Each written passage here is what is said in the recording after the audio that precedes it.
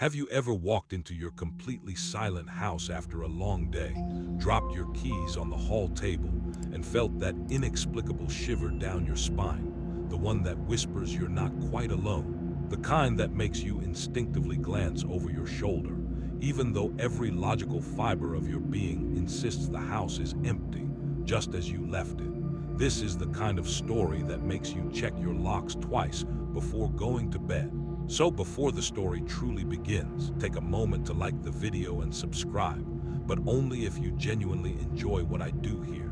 If you're listening from your city right now, tell me where you are and what time it is in the comments below.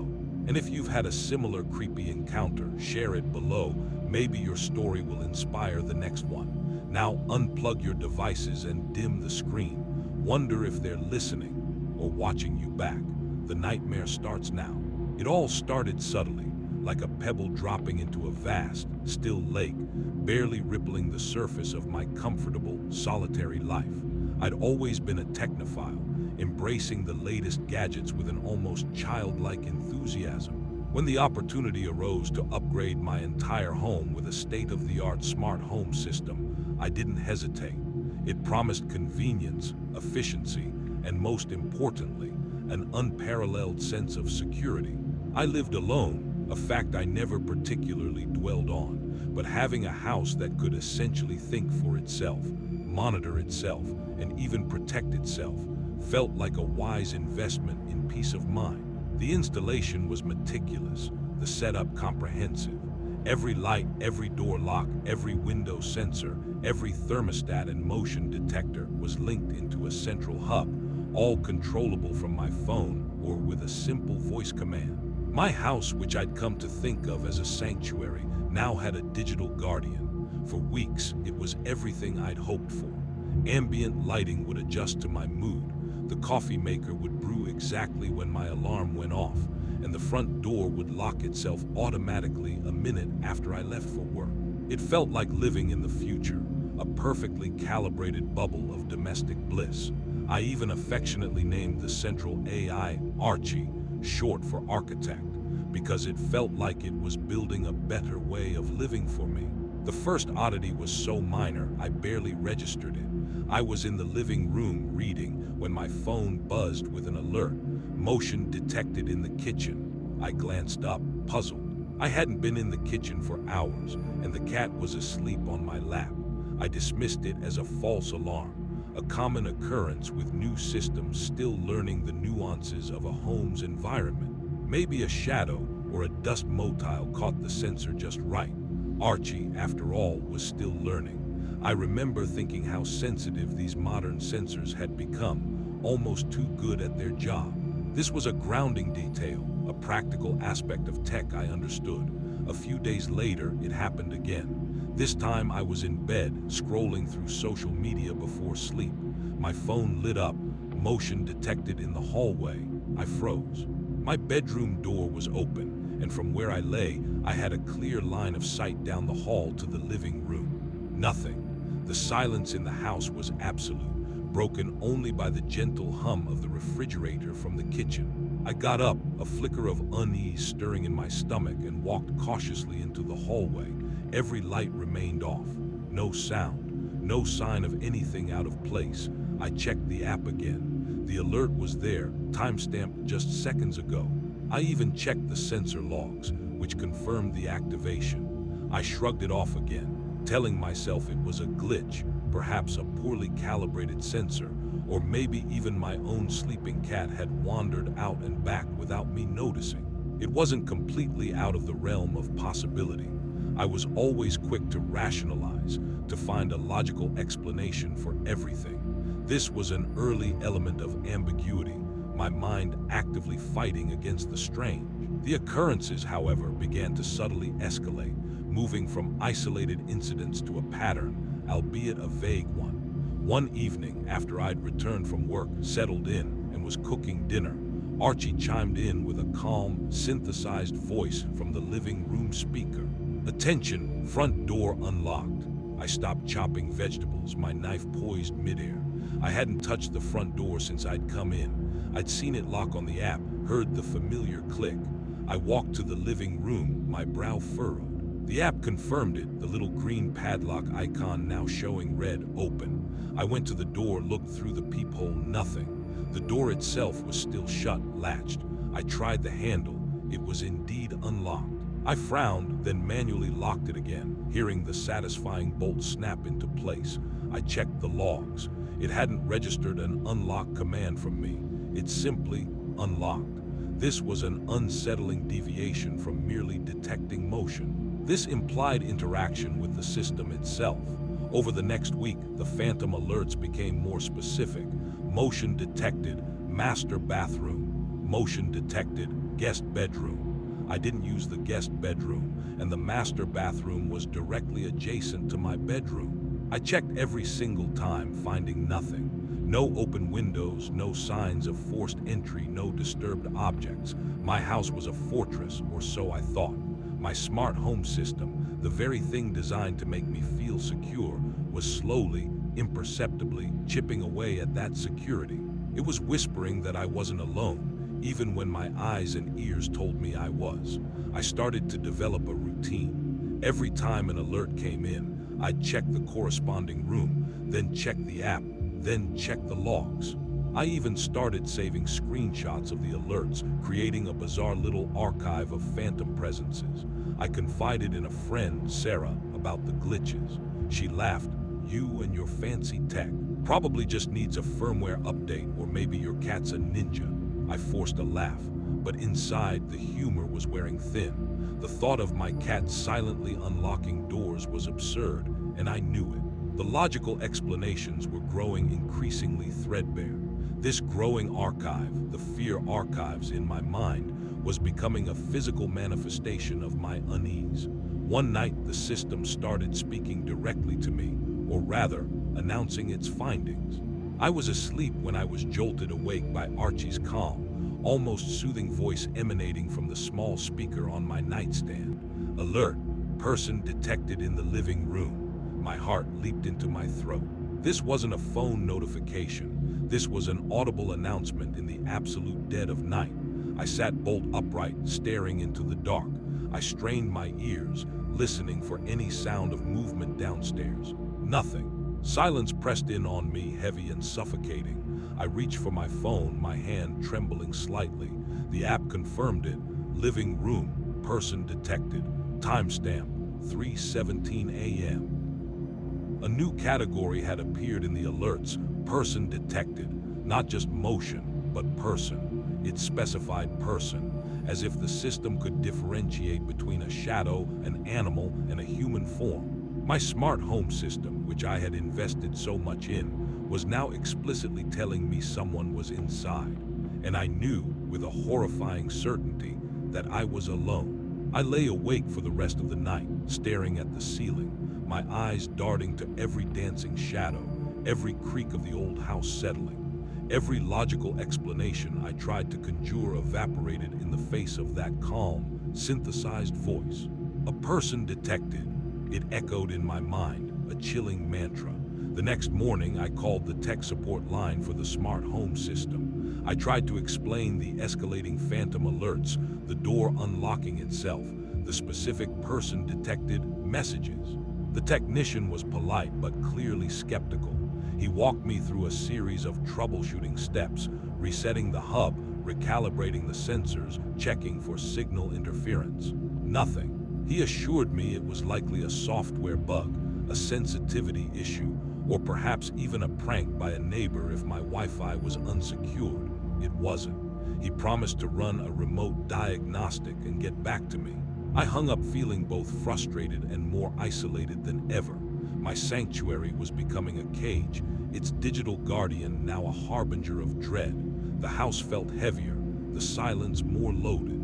I began to notice how the shadows stretched longer in the corners, how the floorboards creaked with an almost deliberate rhythm. I felt like I was being watched, not by a person, but by the house itself, or something within it, using its own systems against me.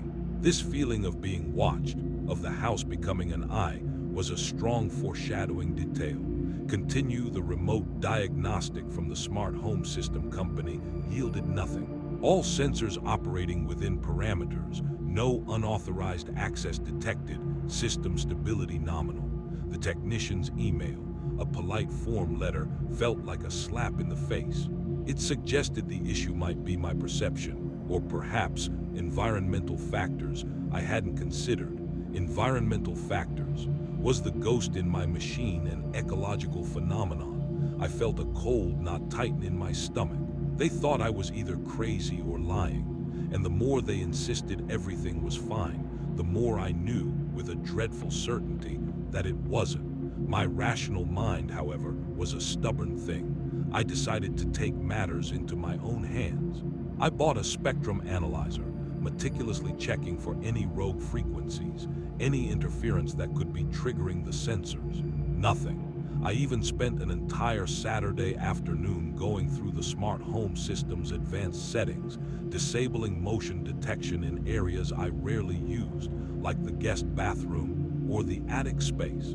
I thought if there are fewer points of failure, perhaps the system will calm down. It was a ridiculous notion, but I was desperate for control, for a way to quiet the terrifying whispers of my own home. For a brief, tantalizing 24 hours, there was silence. No alerts, no phantom movements. I almost dared to hope. I slept soundly for the first time in days, waking up feeling refreshed, convinced I'd wrestled back some semblance of normalcy. Then it began again with a chilling new subtlety. I was in my home office, engrossed in a work project, when Archie's calm voice cut through the quiet. Alert, person detected in the office. My fingers froze on the keyboard. I was in the office, alone. Where was this person detected? My head snapped up, my eyes darting around the room, from the bookshelf to the window to the closed door. There was nowhere for anyone to hide. My reflection stared back at me from the dark computer screen, eyes wide with a growing terror. I hadn't heard anyone come in. I hadn't felt a presence. Yet the smart home system was confirming someone was inside, right here with me. This wasn't a glitch anymore. This was targeted. These alerts weren't random, they were following me. Or rather, they were confirming my presence, but in a way that implied another presence. If I was the person, why was it an alert? It suggested something anomalous. My heart began to pound a frantic rhythm against my ribs. I checked the app. Office, person detected. It had registered the detection precisely where I was sitting. It was as if the system was acknowledging me, but with a sinister implication that I was not the only one. The incidents escalated. I'd be watching TV in the living room and the alert would chime. Person detected in the living room. I'd go to bed, and just as I was drifting off, Archie would announce, person detected in the master bedroom. It felt like a macabre game of Marco Polo, played by an invisible entity and my increasingly terrified smart home system. Every confirmation of my presence felt like a confirmation of its presence, a silent, unseen stalker echoing my movements through the digital voice of my own home. I started leaving lights on, everywhere. I felt like a child afraid of the dark, but the darkness was no longer just an absence of light. It was a canvas for the fear archives, to paint its terrifying pictures. I found myself talking to the empty rooms. Who's there? What do you want? My own voice sounded thin, pathetic, swallowed by the unnerving silence that inevitably followed. The element of ambiguity was no longer about whether the system was glitching, but whether I was. Was I losing my mind? Was the stress of living alone in this perpetual state of alarm, being constantly monitored by my own house, finally breaking me?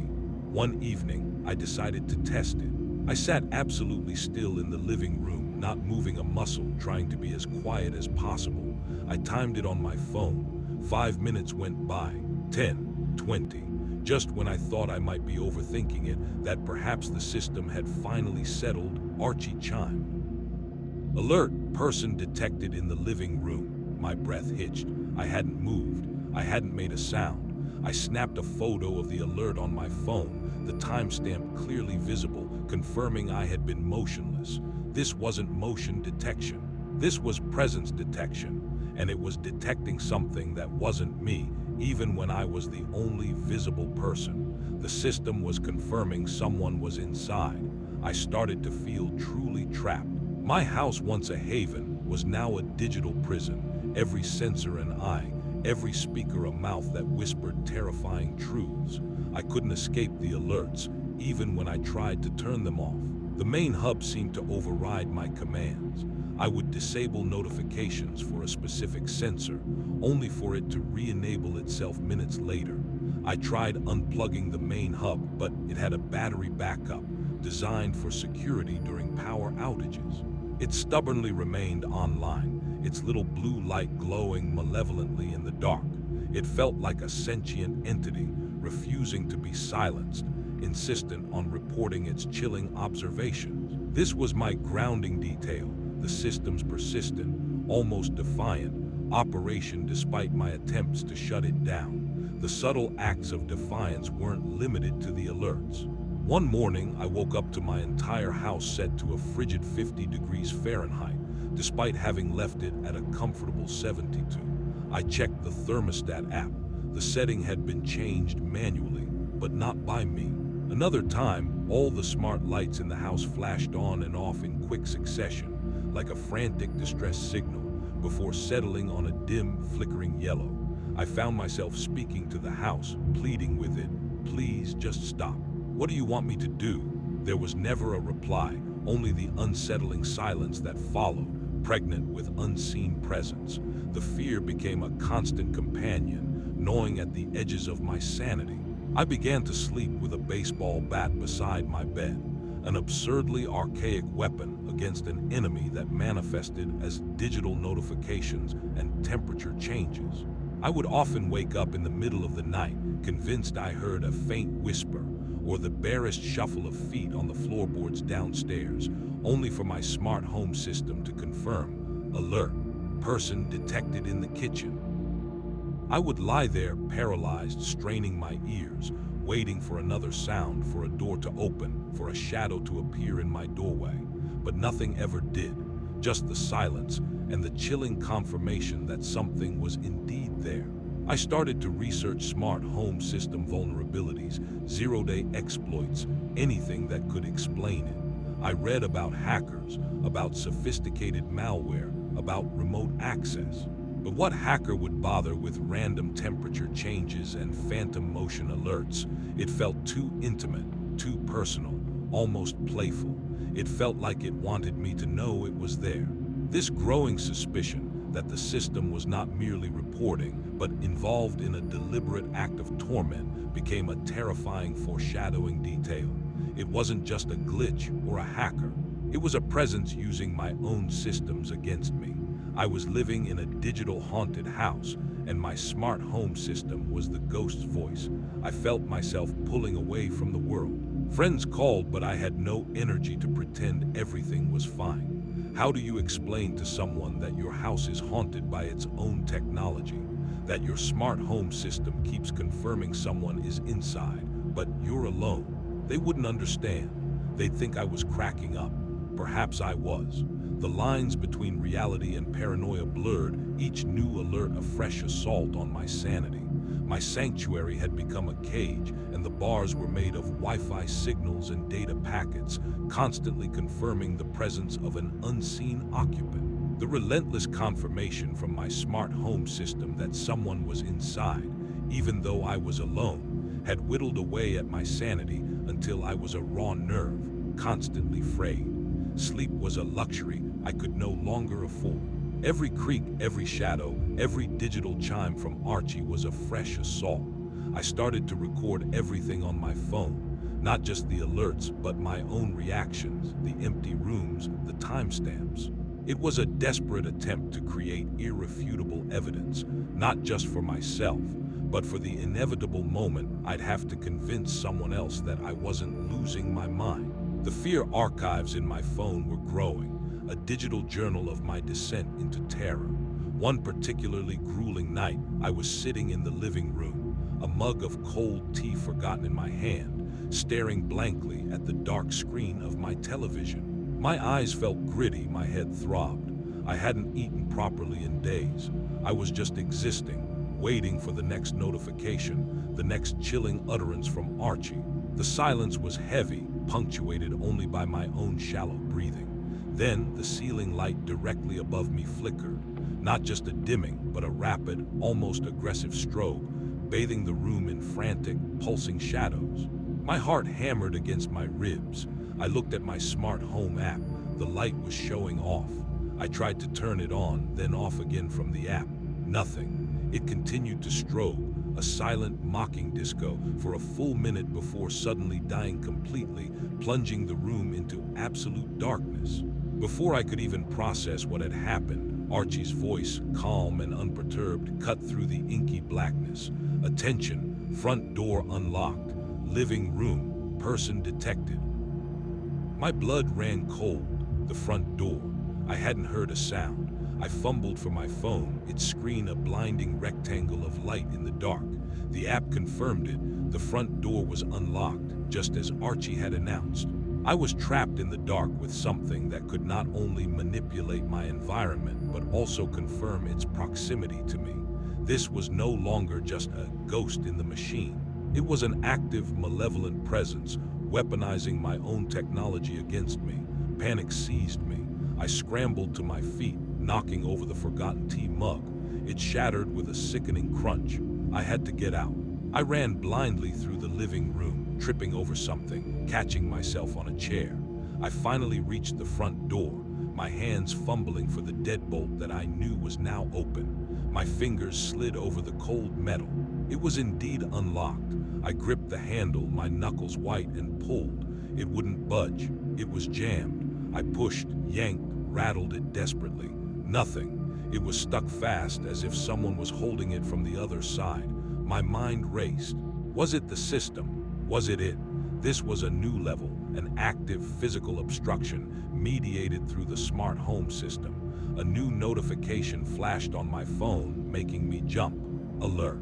Movement detected. Master bedroom. My bedroom. The last safe haven. It was moving too fast now, too deliberately. It felt like I was being herded, cornered. The smart home system wasn't just reporting, it was orchestrating. I felt a scream building in my throat, but it never escaped. My voice was gone, replaced by a ragged gasp. I ran to the back of the house, towards the sliding glass door that led to my small backyard, my last resort. As I approached it, the smart lights in the kitchen, which had been off, suddenly flared to full brightness, revealing the glass door. On its surface, condensed from the cold night air, was a single smudged handprint, pressed against the glass from the inside. A handprint. My own hands were trembling too much to have made it, and it was there on the inside. That was the moment. That was the incontrovertible proof. My smart home system keeps confirming someone is inside, but I'm alone. The physical evidence, combined with the system's relentless alerts, shattered any remaining ambiguity. This wasn't a glitch. This wasn't a hacker. This was an entity, and it was here, and it was playing with me. I backed away slowly, my eyes fixed on the handprint, my heart pounding a terrifying rhythm against my ribs. It was no longer a question of if it was real, but what it was and what it wanted.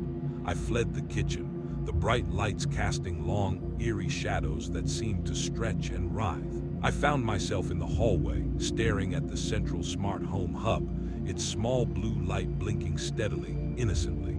It was the brain, the nerve center of my torment. Every alert, every light flicker, every chilling announcement came from it. I lost it then. All the fear, the sleepless nights, the gnawing paranoia converged into a single, explosive impulse. I grabbed the heavy brass umbrella stand from beside the coat rack, its weight reassuring in my trembling hands. I raised it overhead, my entire body shaking with a primal rage and terror. "You want to play games?" I screamed, my voice hoarse and raw. "You want to confirm someone is inside?